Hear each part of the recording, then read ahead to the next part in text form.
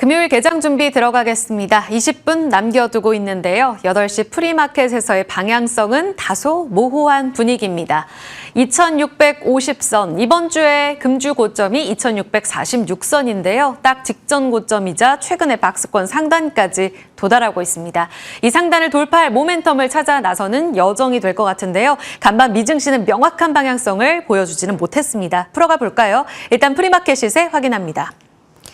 자, 먼저 지금 시총 상위주들의 분위기를 보시면 나쁘진 않습니다. IT 투톱이 강세를 계속 이어가는 분위기인데요. 간밤에 미국 기술주들 중심으로 해서 엿새간의 랠리는 쉬어갔습니다. 이렇게 되면서 나스닥이 소폭 조정을 받았는데 물론 막판에는 그래도 장중에 낙폭을 만회하면서 거래를 마쳤고요. 이 이후에 아랍에미레이트와의 데이터 센터 설립과 관련된 계약 내용들도 반영이 되고 있습니다. 하이닉스 0.5% 상승, 이번 주 20만 원 안착하며 마감 지을 수 있을지 지켜보셔야겠고요.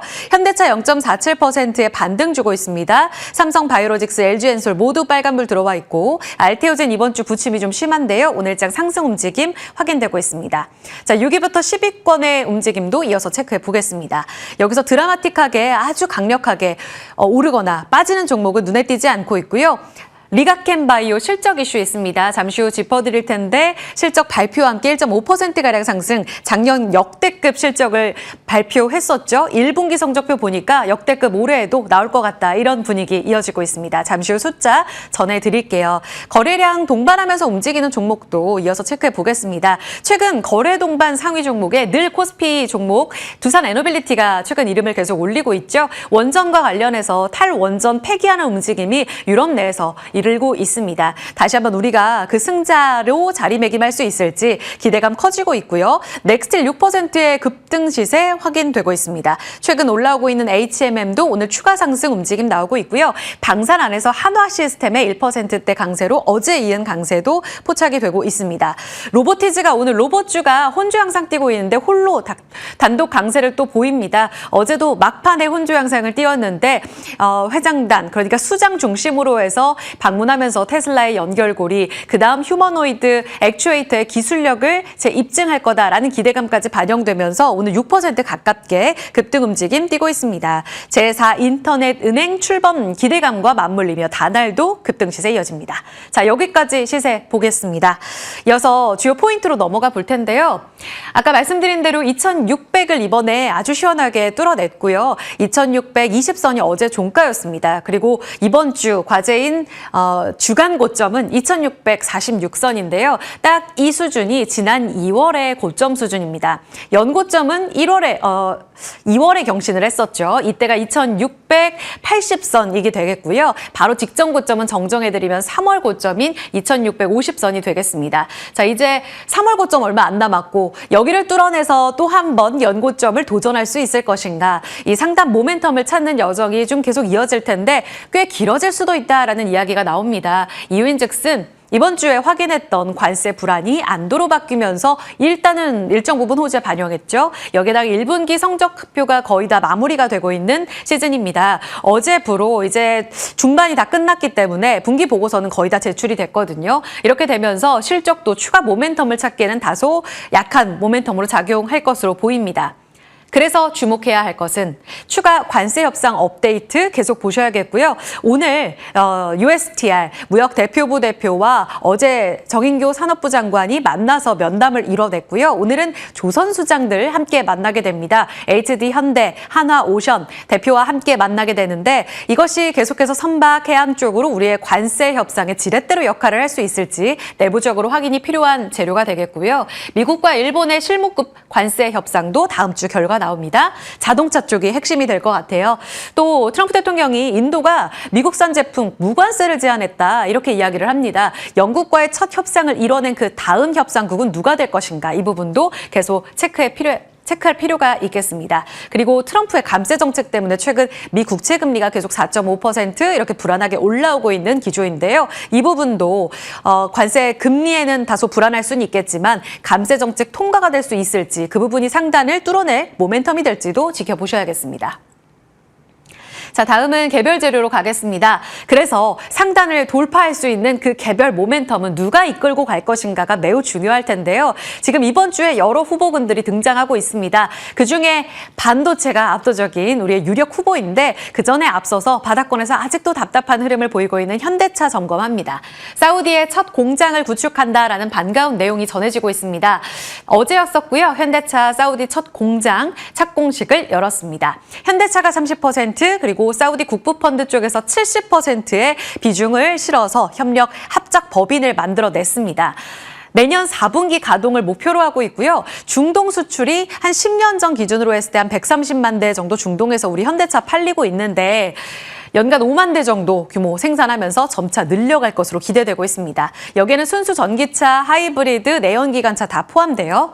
단순 현지 공장이다라는 해석을 넘어서서 이제 사우디가 그리고 있는 빅픽처 비전 2030을 그리는 데 있어서 현대차가 매우 중요한 역할을 할 거다 이렇게 업계에서는 해석하고 있습니다. 지금 사우디는 에너지 중심 그러니까 오일머니로 좀 중점적인 산업 구조를 갖고 있는데 여기서 탈피해서 이제 수소에너지, 제조업 이렇게 다변화 하려는 움직임을 나타내고 있거든요. 여기에서 미국과의 최근 전략적 협정 관계를 맺기도 했었죠. 물론 트럼프의 압박이 있었을 수도 있습니다. 하지만 현대차의 경우에는 여기에서 굉장히 중요한 역할을 해줄 것으로 보이는데요. 자동차를 포함한 제조업 그리고 수소, 정의선 회장이 그리고 있는 빅픽처의 핵심 동력이죠.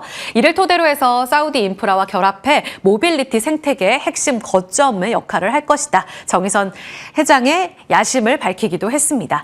15만 원, 지금 19만 원 선의 움직임을 나타내면서 주가는 너무 답답한 흐름을 계속 보이고 있는 상황이죠. 잠깐 체크해 볼 수 있을까요? 지금 아직도 20만 원 회복이 요원합니다. 프리마켓은 0.26% 강보합권의 움직임만을 나타내고 있고요. 19만 원 선 갖고 계신 분들은 정말 답답하실 거예요. 17만 원 4월 이제 상호관세 발표되고 뚝 떨어진 이후에 거의 만회하는 정도만 올라오고 있는 상황입니다. 돌파의 모멘텀 계속 찾아가도록 하죠. 자, 다음 넘어가겠습니다. 이번엔 아랍에미레이트다. 이번 주 트럼프 대통령이 중동 3개국을 계속 순방하고 있습니다. 그리고 16일 오늘부로 이제 마지막 일정을 소화하는데 이번 주 사우디, 카타르, 마지막 순방국인 아랍에미레이트까지 멋지게 빅딜을 다 성사해냅니다. 기업들에게는 아주 반가운 수장의 태도가 아니었을까 이런 생각을 해보게 되는데요. 아랍에미레이트와도 AI 데이터 센터 파트너십 체결한다는 내용이 전해지면서 이번 순방의 핵심은 역시 AI구나 확인할 수 있었습니다. 280조 원의 돈 규모의 빅딜을 성사시켰습니다. 지금 추가적으로 나오고 있는 로이터 통신의 보도에 따르면 AI 관련해서 이번에 사우디 쪽에서도 일부 엔비디아의 AI 칩 사들일 거다라는 계약이 있었잖아요. 그 두 번째 계약 논의되고 있다는 보도가 나왔습니다. 어젯밤이었고요. 엔비디아 AI 칩 매년 최대 50만 개, 올해부터 2030년까지 매년 계약하는 것 가능성이 제기되고 있다고 합니다. 사우디의 이 AI 기업 휴메인의 1만 8천 개 그리고 50만 대 규모 자체가 아랍에미레이트가 훨씬 더 크죠. 이렇게 되면 만약 KB증권에서 GB300 공급했다고 가정 시에 엔비디아 28조 원의 신규 매출이 새롭게 올해부터 발생하는 거다라고 보고 있습니다. 연간 15% 수준이라서 최근에 블랙웰 수요 괜찮을까 이런 우려 있었잖아요. 이 우려를 다 불식시킬 만한 재료로 해석하고 있습니다. 향후 지켜봐야 될 포인트는 관세 협상 추가 진전 여부 보셔야겠고요. 그리고 엔비디아의 신제품 본격 출하 시기 이게 핵심인데 5월 28일 엔비디아 실적 컨콜 주목해 보셔야겠습니다.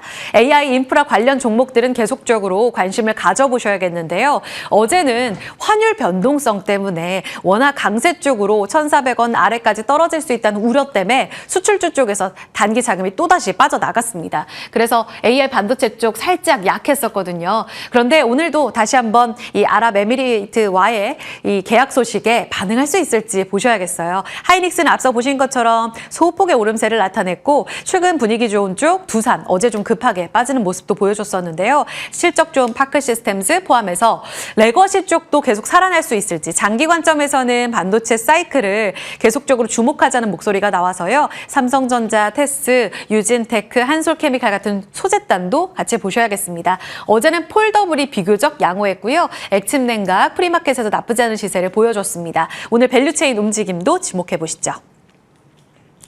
두 번째 원전입니다. 블룸버그에서는 원전의 귀환, 이 에너지 시대에서 또다시 바뀌어가는 이 흐름 안에서 한국이 승자가 될 거다라고 이야기했습니다. 기대되는 이런 전망인데요. 일단 탈원전 정책을 폐기하는 움직임이 올해 들어서 이탈리아 그리고 얼마 전 정전 사태를 겪은 스페인에서 다시 재고하고 있다고 하고요. 덴마크도 다시금 정책을 선회하는 움직임을 보이는데 벨기에가 이번에 또 한 번 종지부를 찍습니다. 연방정부 원전 산업 이 부활시키는 계획을 가결시켰고요. 압도적으로 움직임이 나오면서 예상했던 결과라고 봅니다. 새로운 원전 건설 허용이고요. 원래는 최장수 원전 올해 다 폐기였거든요. 근데 이 부분을 연장시켰습니다. 결국은 이 탈원전 정책을 회귀하는 바람이 계속 불고 있다. 그리고 그 안에서의 우리 기술력은 전체주의인 러시아, 중국을 배제했을 때 우리가 유일한 대안이 되기 때문에 주목해 볼 필요가 있다. 블룸버그에서는 우리 굉장히 유망한 국가로 꼽고 있습니다. 관련주의 5월 강세 움직임 주목해 보시죠. 지금 두산 에너빌리티는 직전 고점을 뚫어내 신고가죠. 14%의 월간 상승을 보여주고 있습니다. 현재 시세도 1.4%로 프리마켓에서의 오름세 보여주고 있고요. 일봉상으로 보면 아주 시원하게 32,000원까지 도달하는 모습 어제 보여줬습니다. 새로운 레벨업 시세가 나올 수 있을지 오늘 보셔야겠고요. BHI는 잠시 후에도 전해드리겠지만 17%의 월간 상승을 보였고 수주단 계속해서 좋은 움직임 보이는 가운데 어제 실적 잘 나왔습니다. 3% 오늘 프리마켓 시세도 매우 좋습니다. 여기에서 실적으로 좁혀간다면 조금 더 좋은 쪽으로 베팅을 들어가야 할지. 어제 한정 KPS는 실적이 안 좋아서 급락이 나왔었거든요. 이 분위기 안에서 종목별로 좀 차별화된 전략이 필요할지도 같이 고민해 보시죠. 자, 마지막입니다. 세 번째는 천장 뚫은 불닭의 인기 삼양식품의 실적 발표 내용입니다. 너무 잘했습니다. 사상 최대 실적이었고요. 증권가에서 오늘 잇따라 너도나도 목표가를 상향 조정했습니다. 넘버는 영업이익 1,340억 원.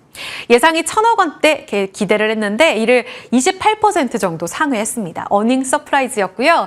면 스낵 수출 40% 전년 대비 늘었고 미국, 중국, 유럽 다 좋았습니다. 중국은 춘절효가 맞물리면서 127% 전년 대비 매출이 늘어났습니다. 불닭이 한몫을 했죠. 2분기에도 수출 성장세 계속된다. 게다가 밀양 2공장 지금 시생산 들어갔거든요. 7월부터 본격적인 생산 들어가게 되면 3분기 실적 찍힐 겁니다. 이 기대감 이어지면서 한화투자증권 170만 원 봅니다. 이제부터 시작인데 라고 이야기를 하고요. 대다수 145만 원, 125만 원. KB증권에서는 상향식품이래요. 목표가 꾸준히 올려잡고 있는 삼양 아닌 상향식품. 지금 목표가 도달까지도 아직 많이 남아 있습니다. 프리마켓은 급등 13%의 오름세를 보여주고 있고요. 지금 이미 100만 원을 뚫어내 황제주에 진입한 가운데 어제는 99만 1,000원 마감됐습니다.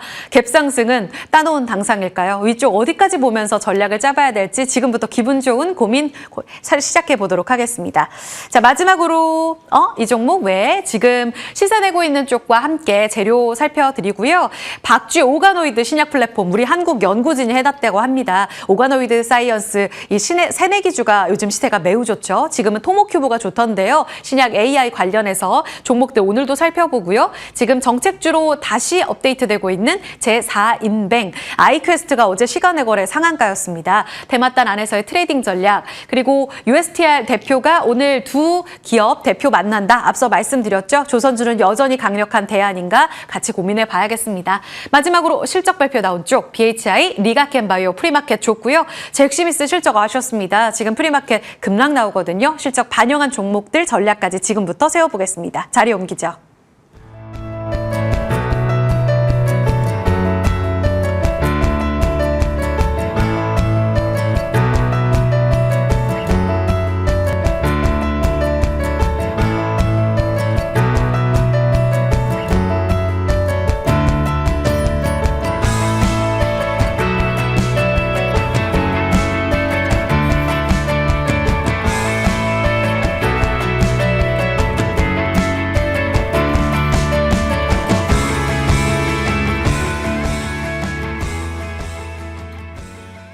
동시효과 구간 양시장 엇갈리면서 출발 앞두고 있습니다. 2627선 어제 강보합권 수준 지켜낼 것 같고요. 코스닥은 732선 소폭 쉬어가면서 출발 대기합니다.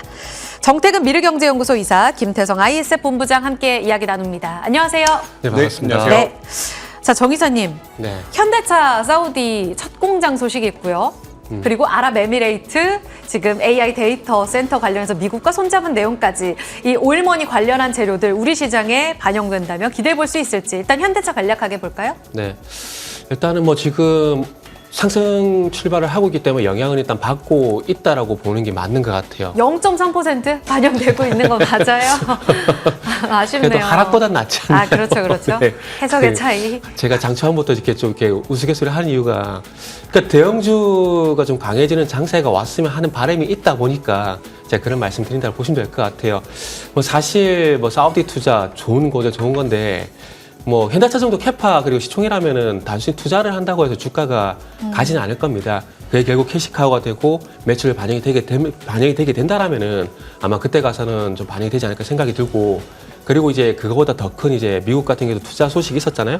근데 그때 당시도 그럼에도 불구하고 주가가 추세적으로 올리지 못했다라는 점을 감안해 보게 된다라면은 뭐 그냥 이슈 정도로 보는 게 맞는 것 같고 그 아랫단에 수혜가 될 만한 게 뭐가 있을까라는 고민을 좀 해봤는데 글쎄요 동반 진출하는 부품사가 어딘지를 모르겠어요. 그래서 아직. 만약 부품사가 있다라면 그쪽이 될 것 같고 그리고 만약 착공을 하게 되면은 어떤 건설사가 할까? 당연히 현대건설이 하겠죠. 그럼 최근에 현대건설의 흐름이 좀 괜찮은 상황들이기 때문에 아마 현대건설이 반응을 하지 않을까? 라는 정도만 한번 좀 생각을 해봤습니다. 네, 오늘의 시세에 조금 더 힘내주기를 바라면서 그래도 빨간불 들어와 있는 부분 긍정적으로 해석해 주셨습니다. 관계사 체크해보고요. 다음은 원전인데 지금 두산 에너빌리티, BHI 모두 상승 출발 대기하고 있습니다. 김태성 본부장님, 지금 벨기에도 탈원전 정책 폐기하네요. 우리가 승자 된다면 지금도 들어가도 될까요? 오늘이라도? 저는 계속 이 이야기를 한 2, 3주 전부터 해드렸던 것 같아요. 좋게 조정 본다. 시에 매수를 하셔도 괜찮다라는 의견. 근데 이제 어제 한 가지 또 변수가 발생이 된 게 한전 KPS라든지 한전 기술, 그러니까 두산 에너빌리티와 팀코리아라고 이제 구성이 되었던 기업들의 실적이 그다지 좋지 못하다 보니 조정이 조금 나왔어요. 그렇게 되면 그 조정을 이용을 해야 되는가 아니면 계속해서 이제 강한 쪽을 봐야 되는가라고 이제 고민이 되실 것 같거든요. 근데 만약 한전 KPS와 한전 기술이 조정이 나온다면 저는 두산 에너빌리티도 조정이 나왔었어야 되지 않았나 생각이 드는데 그것을 이겨내는 모습을 좀 보였단 말이에요. 그러면 처진 쪽보다는 결국 가는 쪽에 더 베팅을 하셔야 된다라는 생각이 들어서 여전히 원픽은 두산 에너빌리티 이야기를 드릴 수는 있을 것 같고 여기에 최근에 G2파워라고 하는 기업을 제가 여러 번 좀 말씀드리는데 맞아요. G2파워가 사실 원전에 대한 매출도 매출이지만 여러 가지 다양한 지금 문어발식 사업을 하고 있는데 예. 최근 트렌드에 부합하는 것들이 조금씩 나오고 있거든요. 그래서 만약 여러분들이 원전 기자재 쪽을 좀 보신다라고 하면 G2파워의 지금의 위치도 그렇게 나쁜 위치는 아니니 변동성을 노리실 분들은 이 종목을 한번 꼭 체크를 해보자는 의견 드려보도록 하겠습니다. 이번 주 내내 ESS 이야기할 때, 원전 이야기할 네. 때 주셨거든요. G2파워는 지금 자리도 부담스럽지 않다. 그리고 두산 에너빌리티는 워낙 이전해 주셔서 한 60%의 상승률이란 말이에요. 지금도 기분 좋게 홀딩하자. 네. 좋습니다. 조정 시 매수 관점은 유효하다. 원전 봤고요. 정태근 이사님께 삼양식품 가겠습니다.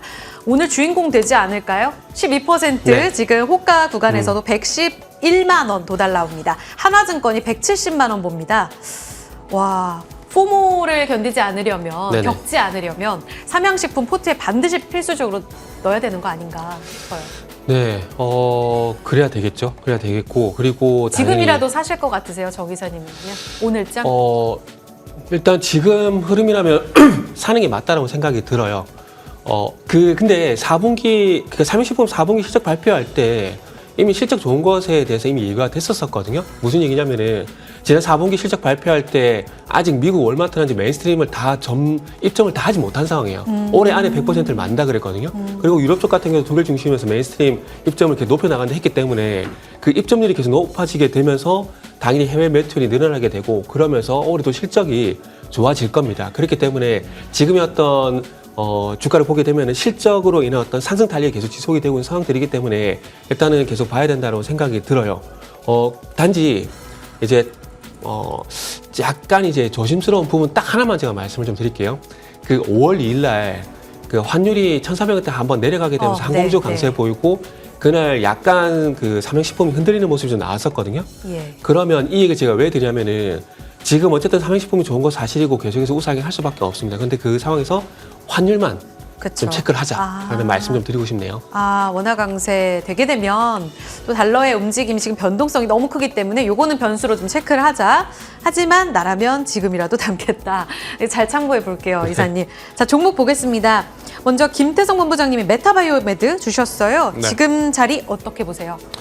저는 적극적으로 공략을 해도 괜찮다 생각이 들고 있고요. 이 봉합 원사를 만듭니다. 이게 뭐냐면 우리가 이제 피부라든지 임플란트 치료 받을 때 이제 수술을 하고 나서 그 부분을 이제 꿰맬 때 이제 들어가는 봉합사를 만드는 기업이 이제 메타바이오메드라고 좀 말씀드릴 수 있을 것 같은데 국내에서뿐만 아니라 해외 매출이 계속 늘어나고 있다는 게 포인트입니다. 우리나라 국내 임플란트 관련주들의 흐름 보면 덴티움이 생각보다 좋지 못한 실적이 나와서 조금 흔들리긴 했지만 그 외의 종목군들에 대한 추세는 여전히 좋다라고 좀 보여줄 수 있기 때문에 메타바이오메드 같은 경우에는 4,700원 손절가 목표가 6,000원 잡고 대응해보자는 의견 드리겠습니다. 네.